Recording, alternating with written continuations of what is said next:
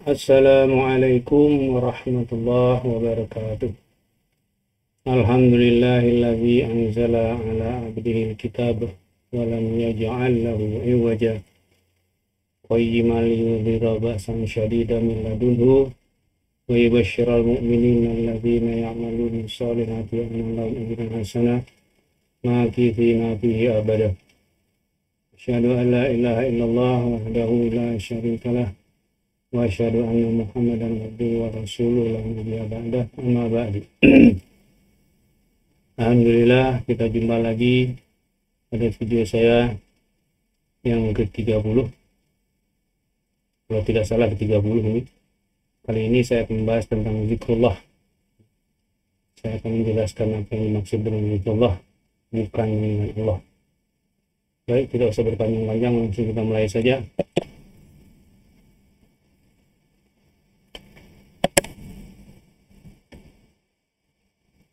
Zikrullah.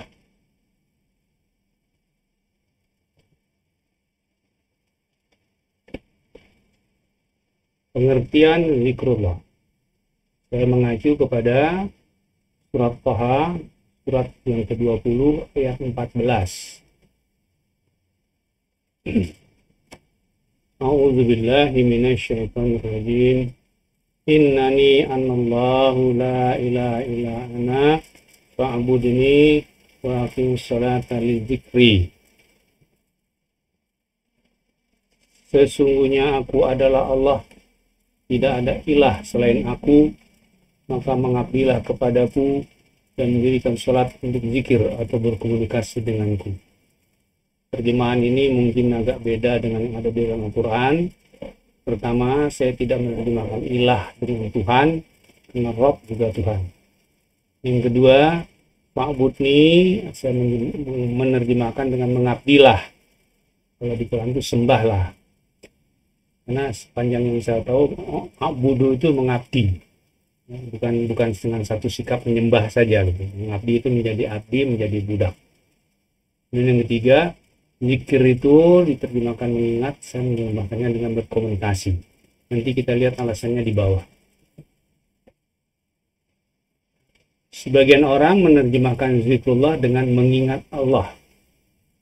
Sepanjang yang saya tahu, mengingat itu dengan otak, pikiran. Bila yang dimaksud dengan zikrullah adalah mengingat Allah, maka kita tidak mungkin mengingat Allah, karena Allah tidak terbayangkan. Laisa kamitslihi syai'un, tidak ada satupun yang menyerupainya. Walam yakul lahu kufuwan ahad, tidak ada satupun yang sekufu dengan dia. Jadi tidak ada satupun yang menyerupai dia. Ada juga yang mengatakan bahwa yang diingat adalah kebesaran-kebesaran Allah. Jadi ketika kita zikrullah mengingat kebesaran Allah, katanya gitu. Di dalam ayat di atas, Allah memerintahkan kita mendirikan sholat untuk zikir, zikrullah, ilai zikri. Padahal di dalam sholat kita tidak boleh mengingat-ingat atau membayangkan ciptaan Allah. Nah, boleh dalam sholat itu kita mencoba membayangkan berapa banyak jenis pohon di hutan, berapa banyak jenis ikan di laut, berapa banyak planet-planet ada di atas kita. Nggak boleh kan? Jadi kalau dibilang mengingat kebesaran Allah, jelas salah. Mengingat Allah apalagi? Bagaimana mengingat Allah? Kalau saya mengingat seseorang, saya bisa mengingat wajahnya, postur tubuhnya, suaranya, gaya dia berinteraksi dengan saya, bisa. Karena terbayangkan. Kalau mengingat Allah, laisa kamitslihi syai'un. Yang pasti, ketika kita sedang sholat, kita sedang berbicara dengan Allah. Kita memuji dia, kita berjanji, iya karena berdua, iya karena stain, itu kan janji. Kita memohon kepadanya, dan kita sujud atau kita duduk antara dua sujud, itu kan kita memohon kepadanya. Jadi kita ketika sholat sedang berbicara dengan Allah. Dan Allah mengatakan sholat untuk zikri. Jadi berdasarkan ayat di atas, menurut pendapat saya, sekali lagi menurut pendapat saya, silakan dibantah kalau tidak setuju. pengertian zikrullah adalah berbicara dengan Allah. Ini pengertian zikrullah menurut saya. Karena mengingat Allah kita nggak mungkin mengingat kebesarannya juga kita tidak mungkin. Menyertakan Allah dalam setiap aktivitas kita. Saya pakai menyertakan itu dalam tanda petik. Artinya kita sadar Allah itu senantiasa bersama kita, senantiasa dekat dengan kita, senantiasa bisa kita minta bantuan kapanpun, kita bisa bertanya kapanpun. Itu yang saya maksud. Yang kedua, saat zikrullah. Tadi pengertian zikrullah itu berbicara dengan Allah. Saatnya kapan? Saya mengacu pada surat Ali Imran ayat 190 dan 191. Mungkin ini sering kita dengar ayatnya. A'udzubillahi minasyaitonirrajim. Inna fi khalqis samawati wal ardi wa ikhtilafil laili wan nahar la ayatin lil albab.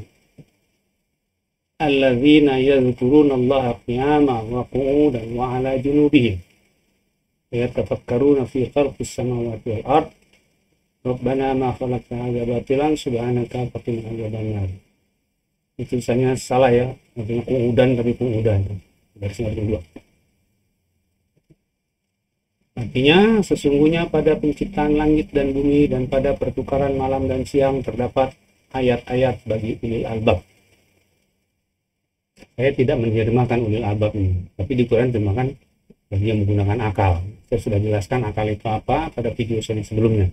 Bahwa akal itu bukan sesuatu yang siap digunakan, dan akal itu adanya di kalbu. Silakan dilihat di video saya sebelumnya. Yaitu orang-orang yang zikrullah dalam keadaan berdiri, duduk, dan berbaring. Dan memikirkan atau mengobservasi penciptaan langit dan bumi. Wahai Rabb kami, tidak ada yang kau ciptakan dengan sia-sia. Maha suci Engkau, jauhkanlah kami dari api neraka.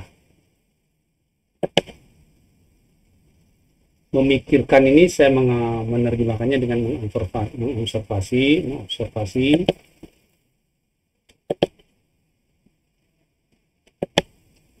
karena bukan sekedar memikirkan tapi mengamati ya, mengamati perjalanan bintang-bintang. Akhirnya ilmu astronomi kan awalnya dari itu. Jadi sudah pernah saya jelaskan tentang cara membaca ayat Allah. Ada dengan observasi, ada dengan eksperimen. Keduanya disebut penelitian. Saya lupa di video yang keberapa ini, tapi awal-awal ini. Kita lanjut. Di ayat 191, Allah memberitahukan bahwa saat itulah adalah ketika kita berdiri, duduk, dan berbaring. Artinya dalam setiap posisi, kondisi, dan situasi. Apapun persoalan kita, Allah adalah tempat kita curhat. Sekali lagi garis bawahi, apapun persoalan kita, Allah adalah tempat kita curhat. Bukan yang lainnya. Ini disebut zikrullah. Jadi bukan sekadar memuji. Kita punya masalah, ngadu sama Allah. Kita butuh sesuatu, minta sama Allah. Gitu. Ada yang kita tidak tahu, nanya sama Allah.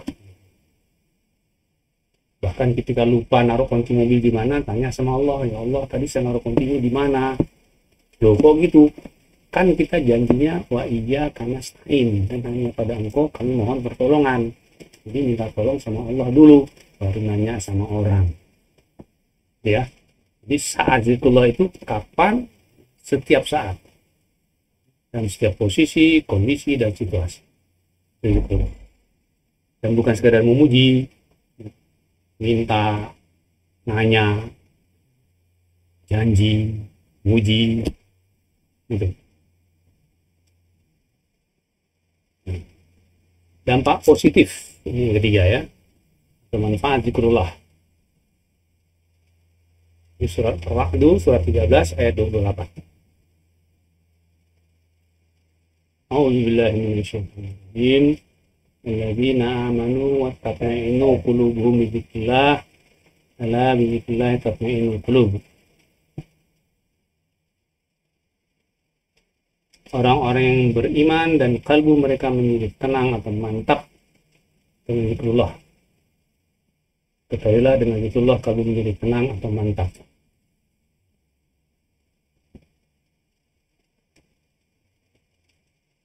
Sebagian orang menerjemahkan tatmainul qulub dengan kalbu menjadi tentram. Di Quran pun begitu kan.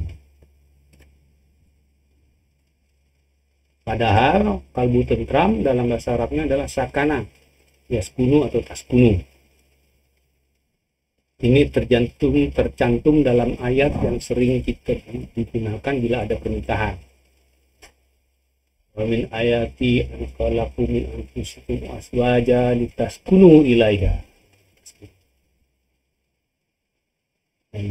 Semoga menjadi keluarga sakinah. Sakinah adalah dari kata sakana. Ini tentram.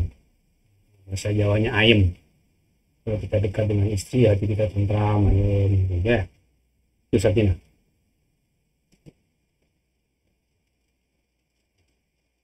Ada juga yang mengartikan tidak gelisah, tidak khawatir, tidak kecewa. Padahal tidak gelisah, tidak khawatir, dan tidak kecewa adalah hasil dari mengikuti petunjuk Allah. Sebagaimana yang Allah beritahukan di dalam surat Al-Baqarah ayat 38. A'udzu billahi minasyaitonir rajim. Qul nahbitu minha jami'a fa imma ya'tiyannakum minni hudan faman tabi'a hudaya fala khaufun 'alaihim wa lahum yahzanun.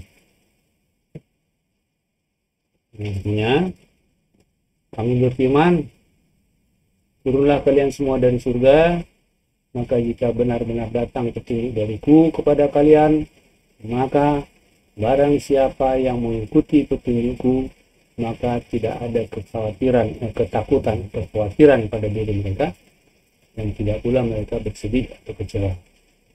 Khauf itu takut, khawatir. Nazanun itu sedih atau kecewa. Kenapa orang khawatir dan kecewa? Karena berharap. Ketika belum terwujud, khawatir harapannya tidak terwujud. Ketika sudah terwujud, tidak sesuai harapan, dia kecewa. Tapi kalau ikut petunjuk, tidak akan ada khawatir dan kecewa. Tidak ada takut, tidak ada sedih.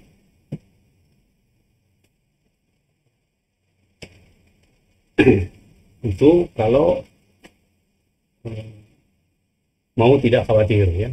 Jadi ini saya membantah terjemahan tatmul qulub itu dengan tidak khawatir, tidak kecewa, tidak gelisah gitu ya.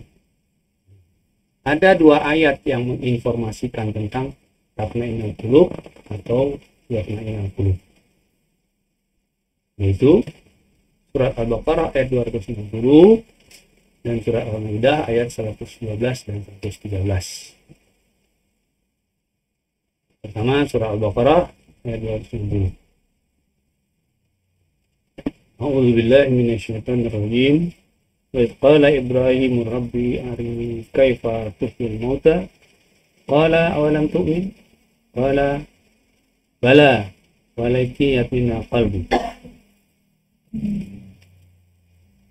Dan ketika Ibrahim berkata, wahai Robku, perlihatkanlah kepadaku bagaimana engkau menghidupkan mayat atau yang sudah mati. Allah berfirman, apakah engkau belum percaya? Ibrahim menjawab, bukan, tetapi agar kalbuku mantap atau tenang.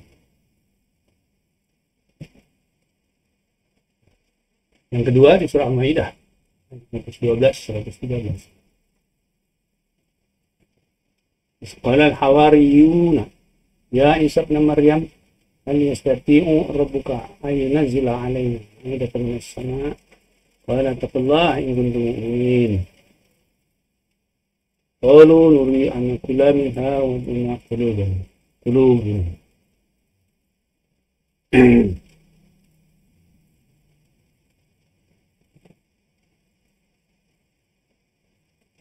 Ketika Hawariyin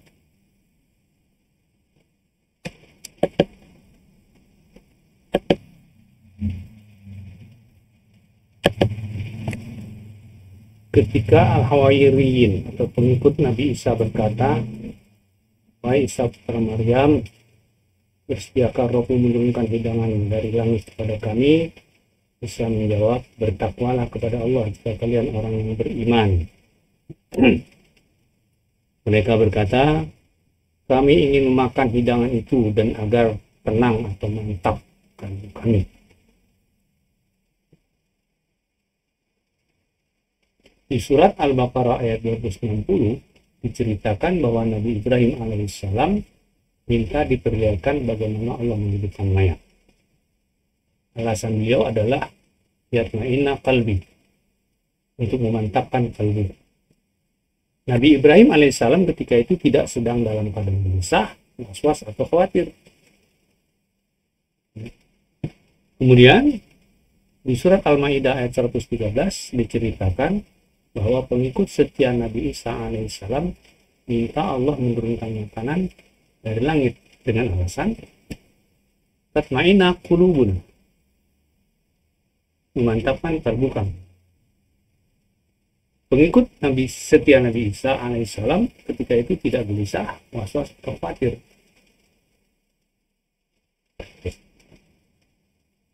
Jadi dua-duanya itu minta supaya mantap aja keyakinannya, bukan supaya tenang, nggak gelisah, bukan itu. Itu alasan saya menerjemahkan Ratnainul Qulub itu dengan mantap, zikrullah dengan mantap. Jadi kalau kita menyadari Allah bersama kita, itu pede menghadapi apapun, persoalan apapun, ya, kita sadar Allah bersama kita, maka kita nggak gamang, mantap hati kita, mantap kali ini. Itulah dampak positif atau manfaat dari zikrullah.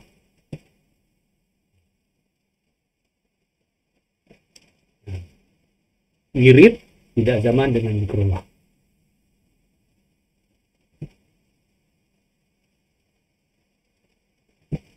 Wirid adalah mengulang-ulang. Kita ulang-ulang kita sedang wirid. Subhanallah, subhanallah,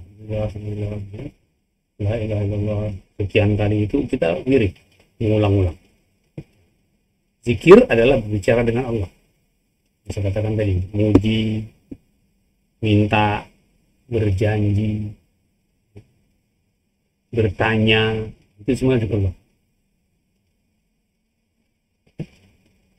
Bisa bertanya, memuji, meminta, berjanji, protes.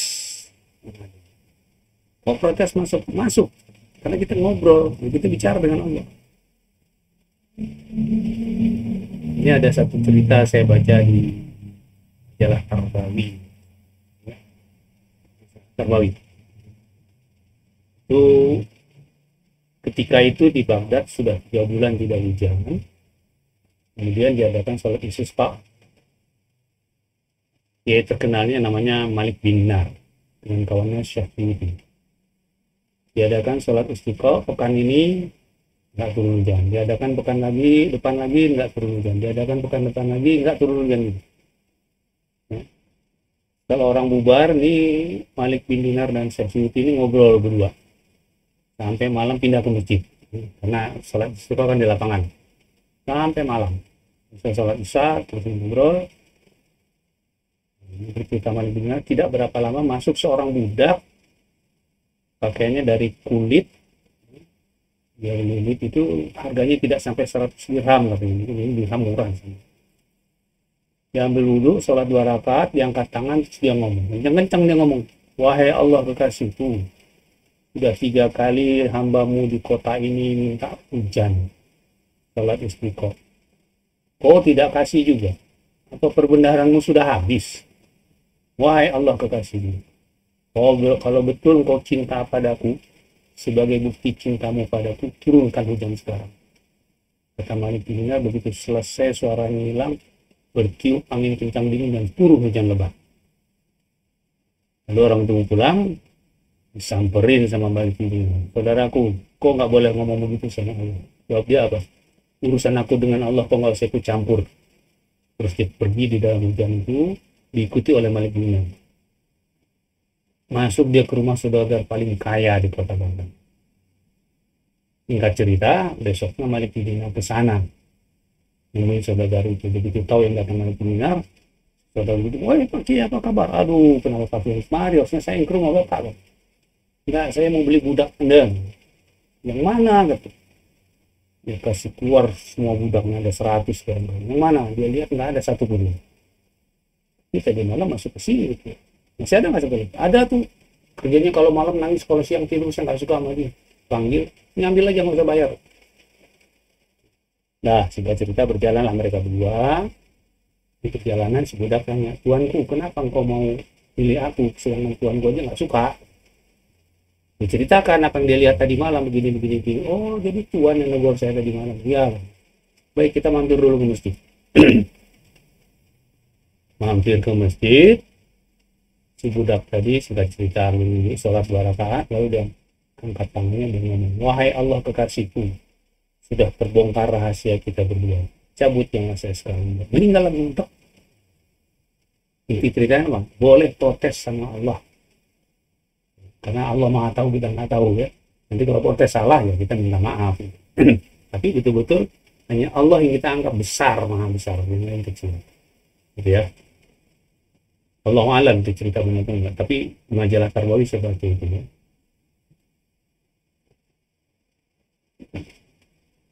Bila kita mengulang-ulang memuji Allah dengan penghayatan dan kesadaran, sedang berbicara dengan Allah. Jadi dengan penghayatan dan kesadaran dan bicara Allah. Subhanallah, subhanallah. Betul-betul kita menyadari sedang memuji Allah. Jadi nggak buru-buru. Subhanallah, subhanallah itu nggak memuji gitu ya. Alhamdulillah. Itu tidak dengan kesadaran sedang berbicara dengan Allah. Masa muji buru-buru, nggak pengen yang dipuji denger kan nggak pantas. Gitu. Bukan muji. Tapi kalau dengan kesadaran penghayatan sedang berbicara dengan Allah, maka pada saat yang sama kita sedang zikrullah. Jadi apa bedanya wirid dengan zikir? Dengan zikrullah, kalau wirid sekedar mengulang-ulang. Tapi kalau zikir itu dengan kesadaran dan penghayatan sedang memuji Allah. Jadi nggak buru-buru berharap Allah itu dengar dan menerima pujiannya, itu baru zikir. Kalau sekedar ngulang-ulang enggak.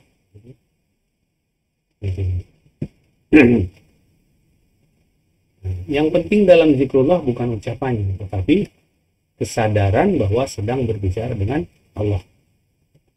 Menghadirkan Allah dalam kehidupan kita, melibatkan Allah dalam persoalan kita. Itu yang penting di dalam zikrullah.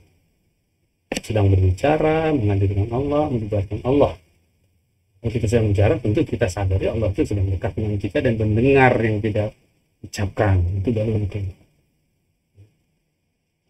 Oke, terakhir peringatan atau warning. Itu ada peringatan, ya. Bagi orang-orang yang menganggap wirid adalah zikir. Jangan berharap kegelisahan akan hilang dengan wirid yang kita anggap sebagai zikrullah. Dengan wirid yang kita anggap sebagai zikrullah. Jangan berharap kegelisahan. Gelisah adalah akibat khawatir atau kecewa. Lupa saya. Khawatir adalah akibat kita tidak mengikuti petunjuk Allah. Kecewa pun begitu ya, karena kita tidak mengikuti petunjuk Allah. Berdasarkan ayat tadi ya, surat 2 ayat 38. Menghilangkan gelisah hanya satu jalan, yaitu kembali kepada petunjuk Allah.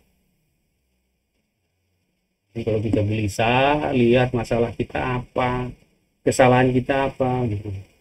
Ditinjau dari ajaran Allah ya. Kembali kepada diri misalnya tadi. Oke, saya kira itu yang bisa saya sampaikan pada ini. Semoga bermanfaat. Ya. Jadi sudah jelas bedanya antara zikir dan wirid. Dan zikrullah itu bukan mengingat Allah. Kita tidak bisa mengingat Allah. Tapi kita sedang berbicara dengan Allah. Kita sadar Allah ada di dekat kita dan kita memerlukan Dia. Kita muji, kita minta, kita ngadu, kita mengeluhkan masalah kita gitu. Jadi kalau ada orang bilang kalau kita punya masalah serahkan pada Allah, terbalik Allah kasih masalah ke kita untuk kita selesaikan, Jadi kita minta petunjuk kepada Allah bagaimana menyelesaikan masalah ini. Bukan kita serahkan, kita diam-diam aja, nggak gitu. Oke, saya kira tidak sampai lebar, semoga bermanfaat. Kalau yang saya sampaikan ini adalah benar, ini dari Allah, yang salah dari saya. Kalau Anda menganggap ini bermanfaat, silakan di like. Kalau Anda belum subscribe dan ingin mengikuti terus video saya, silakan di subscribe. Kalau Anda merasa ini perlu disebarluaskan, silakan di share. Ya. Terima kasih sudah menonton video saya. Saya akhiri dengan doa kafaratul majelis. Subhanakallahumma wa bihamdika, asyhadu an la ilaha illa anta, asyhadu an la ilaha illa anta, astaghfiruka wa atubu ilaik. Assalamualaikum warahmatullahi wabarakatuh.